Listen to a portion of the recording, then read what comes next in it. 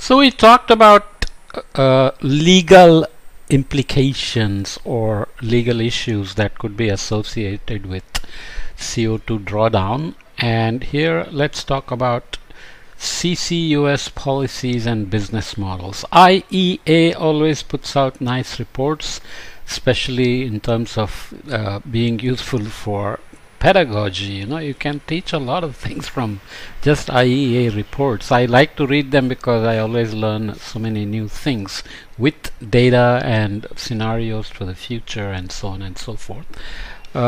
So here it's about CCUS policies and business models, building a commercial market for CCUS. If CCUS, you know already that's carbon capture, utilization and sequestration. That seems to be headed to be one of the critical components of meeting any mitigation targets, global warming targets. So we must make it commercially viable as well, because just relying on government support will eventually mean that it may not really sustain itself, because government cannot pay for something like this forever, right? So what is the abstract? Carbon capture, utilization and storage, or sequestration, I would like to call, is an important technology for achieving global net zero emissions.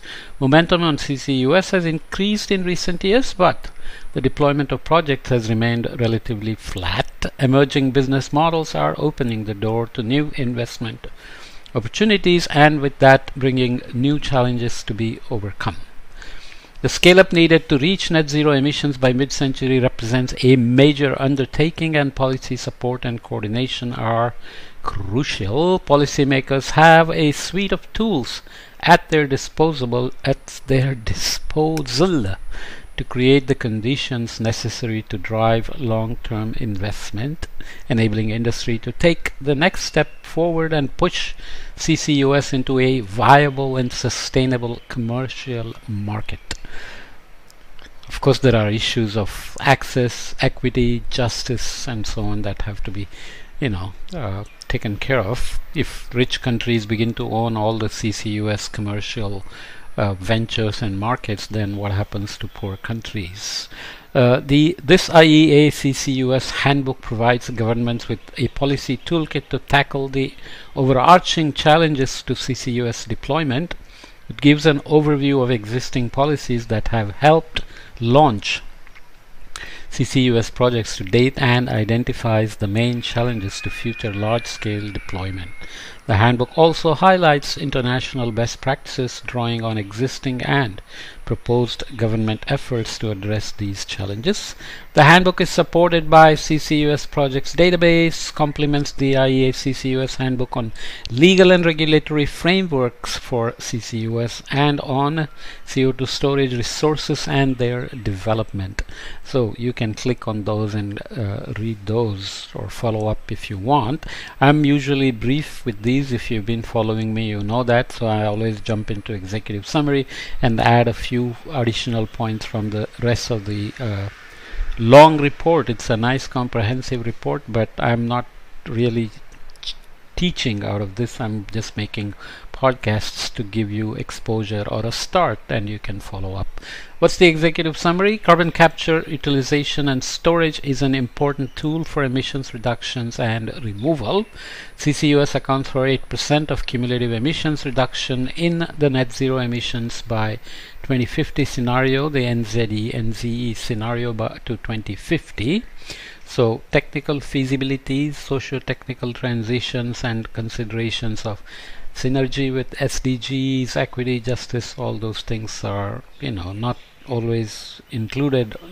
Neither are the legal issues. Okay, the governments have taken different approaches to supporting CCUS projects, either through broad funding incentives or targeted support for selected projects. There is a table here about CCUS initiatives that are already underway, either implemented or in the design phase, various technical readiness, etc. But there are many government-owned CCUS projects. Okay, new business models are emerging, shifting risk allocation across the value chain.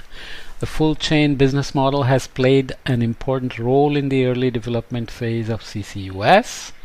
In such models, a single project framework is used for the full CCUS value chain from CO2 capture to transport and storage, and oil and gas industries have played a big role in these because they use it for enhanced oil recovery, and we'll read later on whether the enhanced oil recovery or EOR is a good finance model for CCUS, for example. While the full chain business model has some advantages, it comes with multiple risks at each step of the chain, and they are typically associated with the need for technical and operational expertise in all fields and high capex, which is capital expenditure. You can see that I'm not reading the whole text because you can follow up. New part chain business models are emerging, not full chain, characterized by separate entities specializing in different parts of the CCUS value chain. So you don't have to own the whole thing out to transport and storage, but you could be doing part of the value chain. So while the oil and gas sector continues to play a role, new specialized players are entering the market, such as chemical and engineering companies, to provide CO2 capture solutions and infrastructure, shipping companies that are expanding their portfolio, and new companies focusing exclusively on CCUS. So you may be running something else, but you may decide that to meet your own emissions targets or to appear green to your customers and shareholders, you may want to do CCUS, or you may be a company that is exclusively doing CCUS, like Climeworks, which installs big CDR machineries in Iceland and elsewhere. Okay, with new business models come new project complexities. These include greater need for coordination across the value chain, mitigation of country party risks, and allocation of long-term liability, as well as management of shared cross-border CO2 transport and storage infrastructure. Governments can support the deployment of these new models and step in where challenges remain and the private sector struggles to progress. So there's a whole idea of carbon markets, carbon pricing, compliance requirements, everything involved. So where the industry is able to, private sector is able to manage itself, and where they need incentives and so on from the government are still evolving. Global project announcements are growing exponentially, but challenges for deployment remain. CCUS deployment has remained relatively flat in the last decade, partially due to a lack of policies to support the establishment of a sustainable market for CCUS.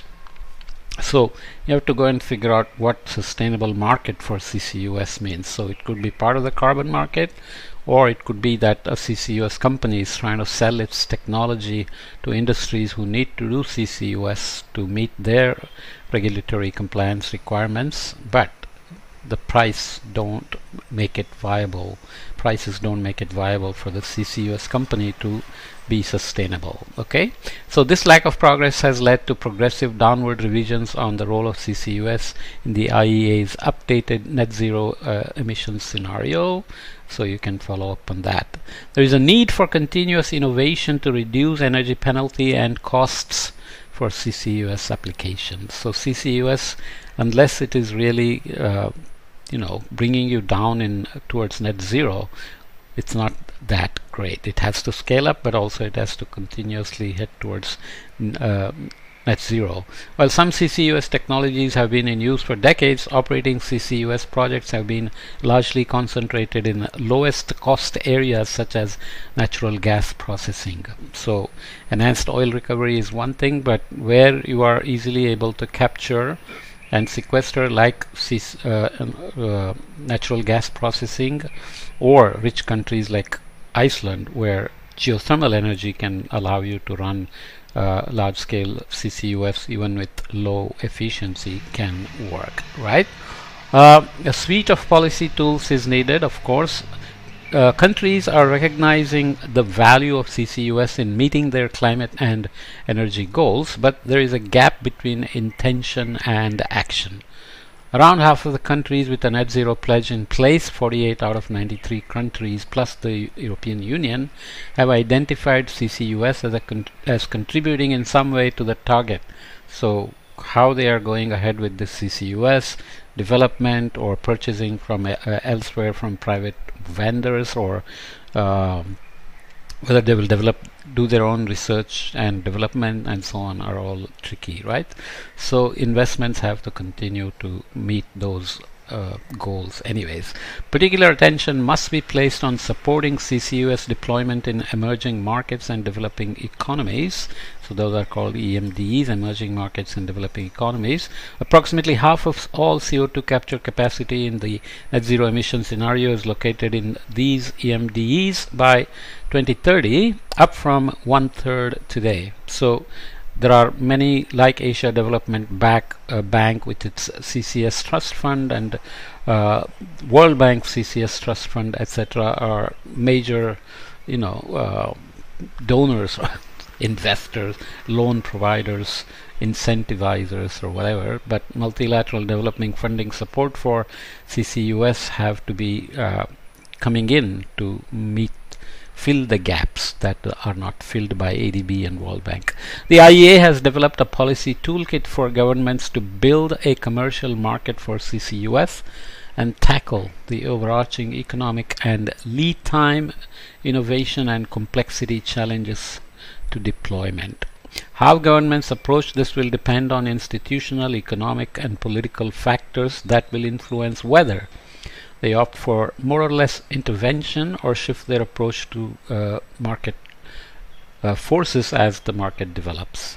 These tools will help to create an enabling environment for CCUS and can help reduce costs to spur early market movement, support revenue streams to secure necessary infrastructure, set strategic targets, to signal long-term commitment, and regulate industrial activities to drive market demand. So even if a CCUS company, let's say, is not doing well now, if it sees that there is policy regulations coming in and compliance requirements are going to be enforced, then they can wait and see whether all industries will begin to ask for their services to meet their compliance requirements. So there is this need to see where the government wants to go and whether the policies will be put in place to make CCUS a necessity to meet its own NDCs and so on. So I'll come back and see the policy toolkit for CCUS. This should take a couple of podcasts, so let's see how we do. But this is a good point to stop because we're already about 13 minutes anyways. Okay, see you in the next podcast on policy toolkits provided by the IEA for CCUS policies and business models. Okay.